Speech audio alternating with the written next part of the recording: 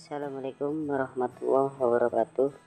Pada kesempatan kali ini saya akan mencoba membuat 3 pintu lipat dengan memakai engsel menjangan atau engsel tanam 180 derajat dengan merek Twin.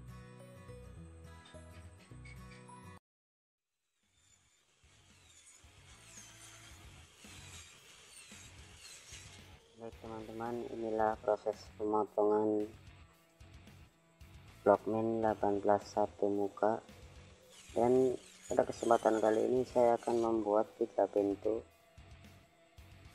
dengan memakai engsel menjangan,